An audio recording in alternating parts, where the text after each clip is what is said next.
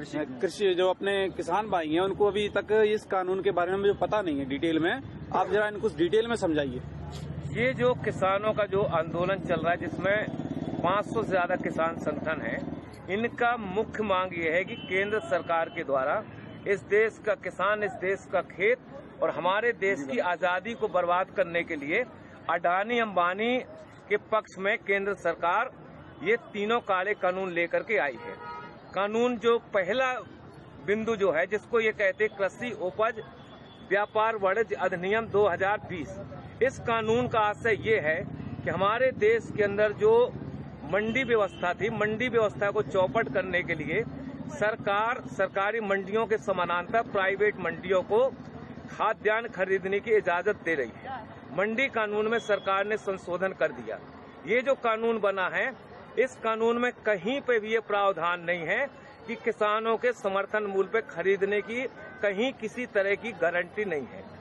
और इसका आशय हुआ कि अडानी अंबानी जैसे जो व्यापारी और औद्योगिक घराने जो हैं, ये मनमानी दरों पे किसानों की फसलों को खरीदेंगे, सस्ती दरों पे खरीदेंगे, अपनी गोदामों के अंदर जाम करेंगे और उसके बाद जब किसानों के घरों से फसलें खत्म हो जाएंगी, उसके बाद बाजार में मनचाही कीमतों पर इसको बेचेंगे।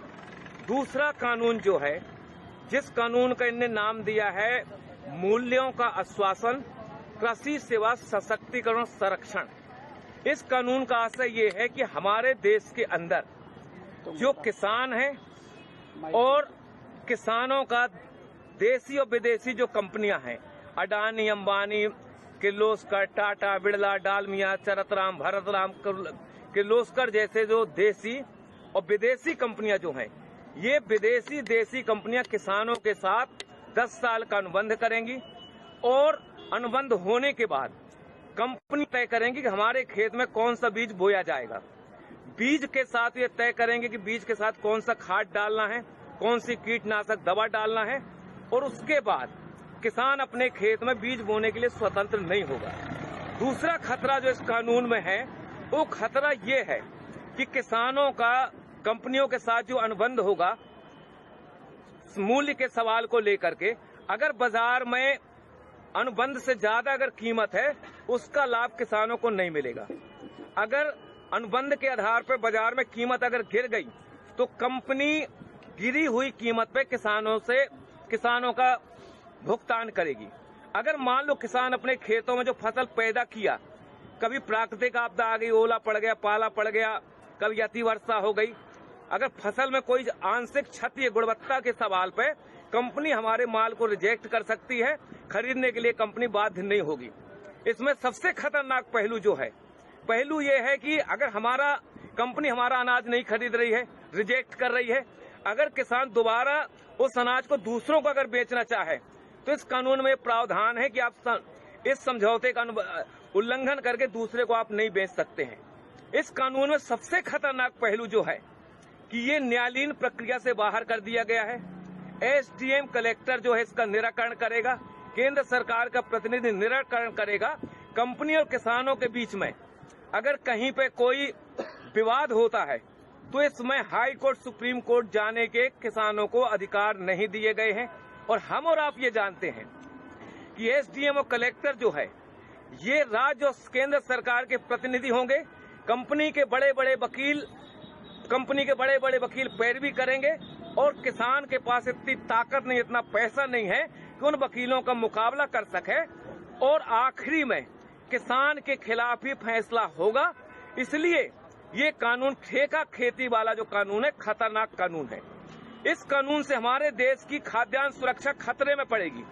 हमारे कंपनियों को अगर ये लगता है कि दुनिया के देशों में कौन सी चीज की जरूरत है, अगर उनको लगता है कि रतन जोत पैदा करना है, उनको लगता है मशरूम की खेती करना है, तो आज हमारे देश का किसान अपने खेतों में जो धान पैदा कर रहा है, गेहूं पैदा कर रहा है, कंपनी उनको मजबूर करेंगी रतन जोत और मशरूम की खेती करने के लिए, क्योंकि बीज वो देंगी। हम लोगों ने देखा हिंदुस्तान के जब ईस्ट इंडिया कंपनी का कब्जा था, ये जो बंगाल था, जब हिंदुस्तान और पाकिस्तान नहीं बना था, बांग्लादेश नहीं बना था, उस समय ईस्ट इंडिया कंपनी ने वहां के किसानों को बाध्य किया था नील खेती करने के लिए। और जब नील खेती किसानों ने की, जमीनें उनकी बंजर हुई, उर्वरक शक्ति खत्म हुई और हमारे देश में आजादी के पहले 1 करोड़ से ज्यादा हिंदुस्तान का नागरिक मारा गया था भूख की वजह से। तीसरा कानून जो है, तीसरा कानून का नाम यह है कि अति आवश्यक वस्तु अधिनियम 2020 संशोधन कर दिया। इस कभी तक हमारे देश का जो कानून था, उस कानून में प्रावधान ये था कि हमारे देश का व्यापारी, हमारे देश का औद्योगिक घराना एक सीमा से ज्यादा अपनी दुकानों के अंदर किसी भी वस्तु को अधिक समय तक जाम नहीं कर सकता था। इसमें कानून बना हुआ था। अब सरकार ने फैसला किया है, हिंदुस्तान के खेत में जो हम पैदा करते हैं, गेहूं, चना, अलसी, मसूर, बटरी, दलहन, तिलहन, शक्कर और सब्जी और फल, इनको आवश्यक वस्तु अधिनियम की परिधि से बाहर कर दिया गया है। व्यापारियों को खुली इजाजत दे दी गई है, जितना चाहो आप खरीद लो, खरीदने के बाद अपनी गोदामों में ताला डाल दो, बाजार के अंदर संकट पैदा कर दो, बाजार के अंदर हाहाकार मच जाए, रोटी के लिए जनता तरसने लगेगी। उसके बाद ये मनचाही कीमतों पे गोदाम के माल को बाहर निकालेंगे और मनचाही कीमतों पे हमारे देश के अंदर जमाखोरी, मुनाफाखोरी बढ़ेगी। इसलिए ये कानून हिंदुस्तान के किसानों के भर पक्ष में नहीं है, ये कानून इस देश की जनता के पक्ष में भी नहीं है। जनता के पक्ष में इस हिसाब से नहीं है कि खेत का अनुबंध कंपनी के साथ होगा, हमारे खेतों में जो पैदावारी होगी वो गोदामों के अंदर चली जाएगी। उसके बाद हमारे देश का जो पूंजीपति है, अगर उसको लगता है कि दुनिया के अंदर फलानी चीज की जरूरत है, तो हिंदुस्तान की जनता को देने की बजाय मुनाफा के लालच में दुनिया के दूसरे देशों के अंदर निर्यात करेगा। हिंदुस्तान के अंदर आने वाले समय में खाद्यान्न संकट पैदा होगा।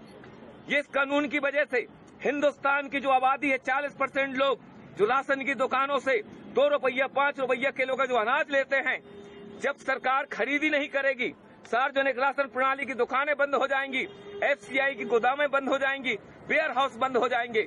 और ये जो कानून है, ये कानून हिंदुस्तान की सरकार ने अडानी अंबानी जैसे जो पूंजीपति हैं, अमेरिका जैसे जो साम्राज्यवाद है, उनके दबाव में आकर के हिंदुस्तान की खेती, हिंदुस्तान के किसानों को बर्बाद करने के लिए ये काला कानून लेकर के आई है। हिंदुस्तान का किसान 22 दिन से आज दिल्ली के 5 जो बॉर्डर हैं, इन बॉर्डरों में कफन बांध के किसान यहाँ बैठा है कि मोदी सरकार इन कानूनों को वापस ले। जब तक ये कानून वापस नहीं होंगे, हिंदुस्तान का किसान अपनी इस आंदोलन को आगे बढ़ाता रहेगा। हमारी सिर्फ यही मांग है। सरकार ये कह रही है कि हम संशोधन करने के लिए तैयार हैं। हमको और आपको मालूम है कि हमारे देश के अंदर संविधान बनने के बाद कितने संशोधन नहीं हो गए। अगर एक कानून बन गया, कानून में ने मान लो गारंटी भी लिख दी, लेकिन जब चाहेगी सरकार उनमें संशोधन कर सकती है। इसलिए सिर्फ एक ही रास्ता है, हिंदुस्तान के किसानों को मौत से अगर बचाना है, देश की आजादी को अगर बचाना है, तो जो काले कानून है, ये काले कानून वापस होना चाहिए। काले कानूनों का राज अब नहीं चलेगा, नहीं चलेगा।